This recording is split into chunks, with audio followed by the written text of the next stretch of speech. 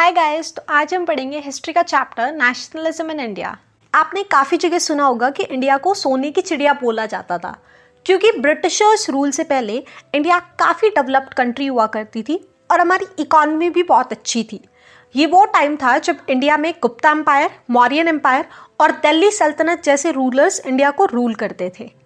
Then फिर 16th century में सिख, मराठा और मुगल्स पावर में आए और जैसे जैसे इंडिया की पावर और इंक्रीज होती गई, फॉरेन कंट्रीज ने भी इंडिया में एंटर करना स्टार्ट कर दिया।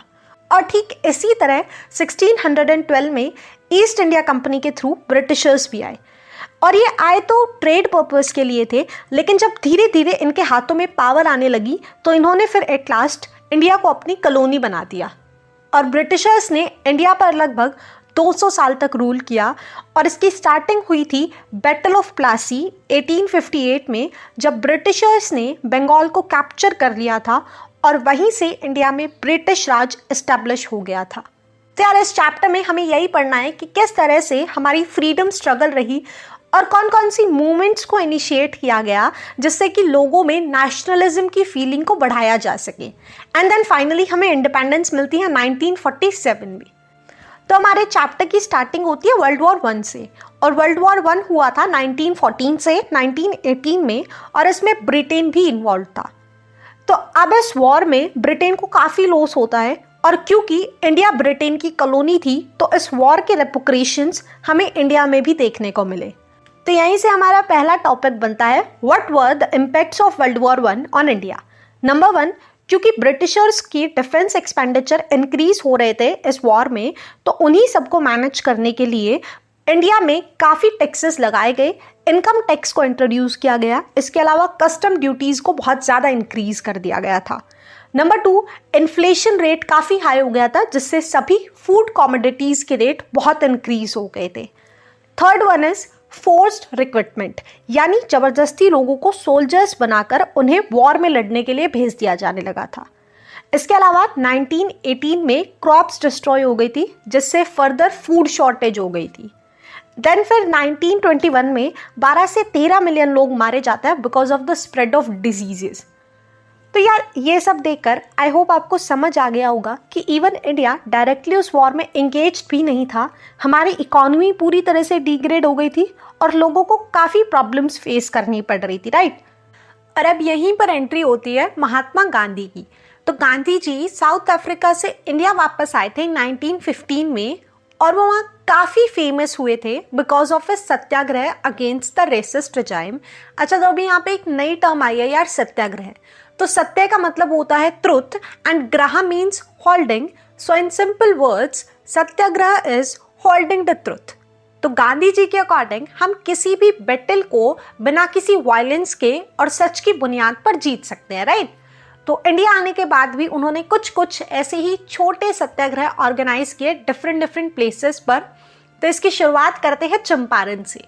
तो 1915 में जब गांधी जी चंपारण विजिट करते हैं तो वहाँ के पीजेंट से मिलकर उन्हें पता चलता है कि वहाँ के लोग कितने परेशान हैं ब्रिटिशर्स के ऑप्रेसिव रूल से।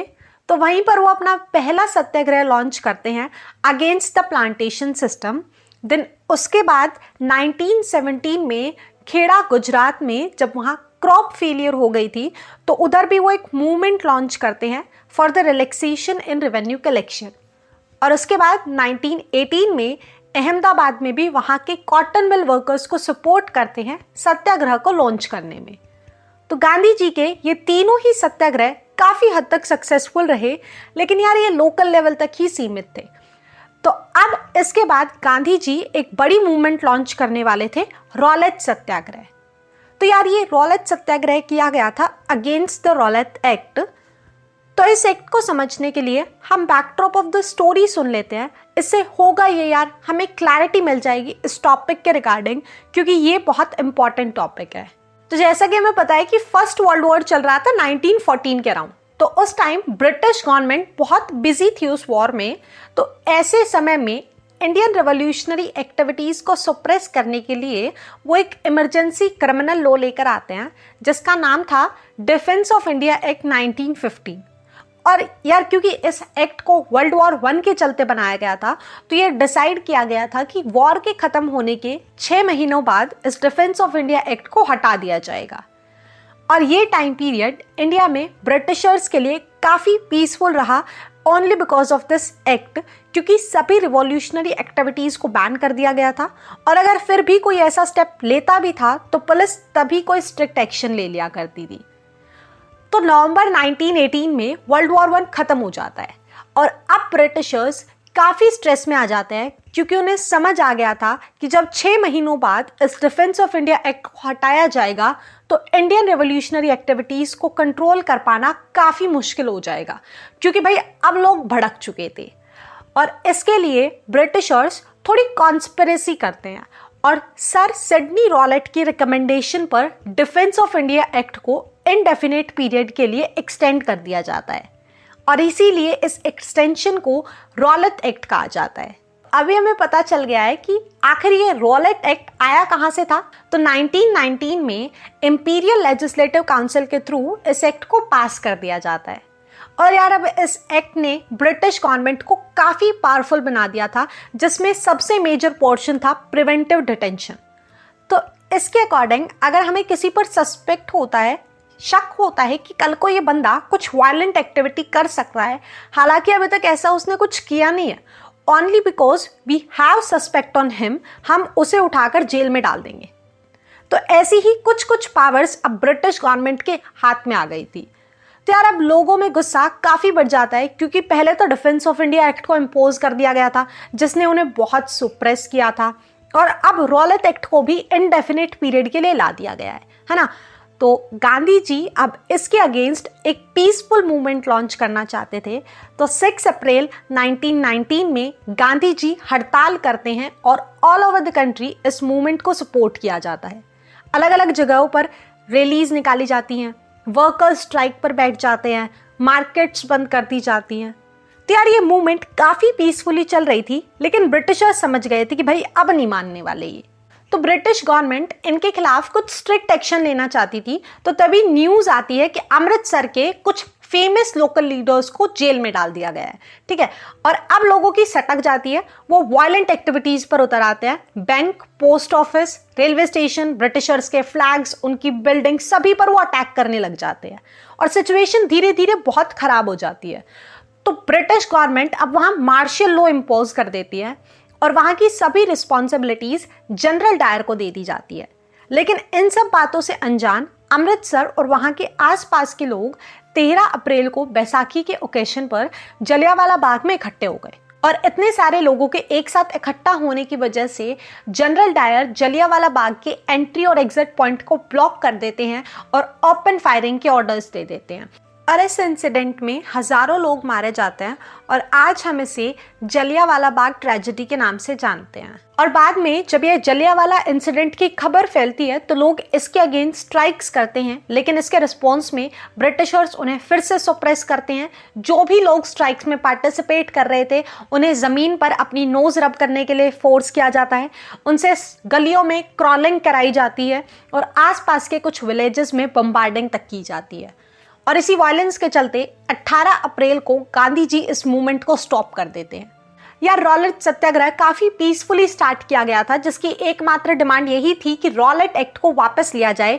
लेकिन जब ब्रिटिश गवर्नमेंट बार बार हमारी डिमांड्स को इग्नोर करे जा रही थी और लोगों को सुप्रेस किए जा रही थी, तो लोग भड़क जाते हैं और ये सिचुएशन बहुत वर्स्ट हो जाती है, जिसके रेपोक्रेशंस हमें जलियांवाला बाग इंसिडेंट के नाम पर देखने को मिलते हैं। लेकिन फिर भी रॉलेट सत्याग्रह काफ़ी इम्पैक्टफुल रहता है, लोगों में नेशनलिज्म की फीलिंग रेज हो जाती है। तो अब गांधी जी एक बार फिर से सत्याग्रह लॉन्च करने की सोचते हैं।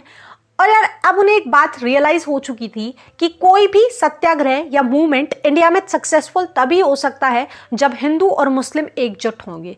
तो इसीलिए वो एक स्ट्रैटेजी बनाते हैं ताकि इन दोनों कम्युनिटीज़ का फुल सपोर्ट मिल सके।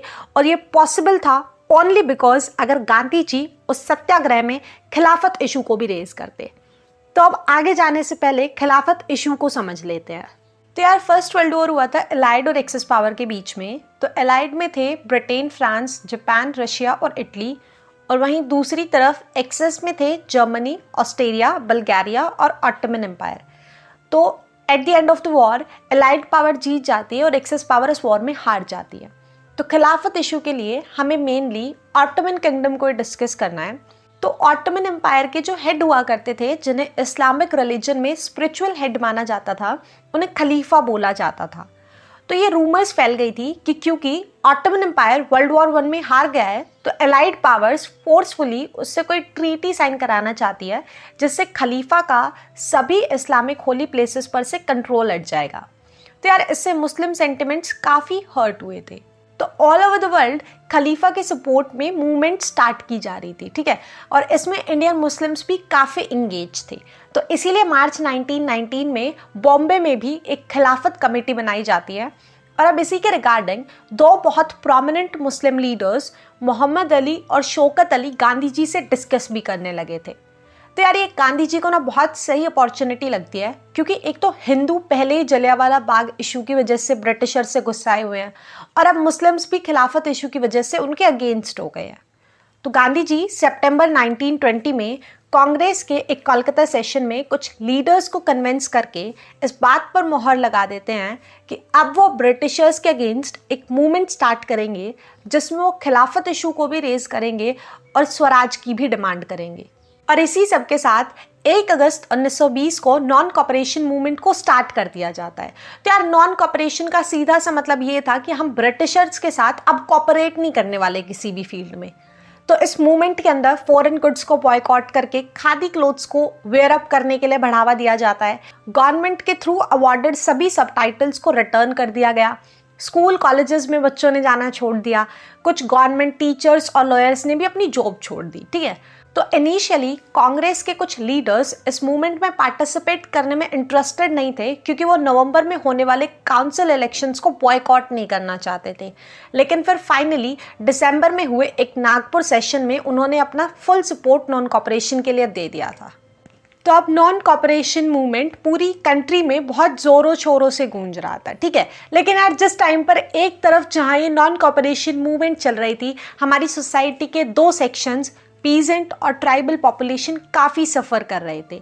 लैंडलॉर्ड्स पीजेंट्स पर काफ़ी ज़्यादा रेंट इम्पोज कर रहे थे और उन्हें टैक्सेस पे करने के लिए प्रेशराइज कर रहे थे। तो इसी सब के चलते पंडित जवाहरलाल नेहरू और बाबा रामचंद्रा की गाइडेंस में एक कुवद किसान सभा को सेटअप किया जाता है, जो फर्दर 1921 में एक प्रोटेस्ट लॉन्च करती है पीजेंट्स के लिए, ठीक है।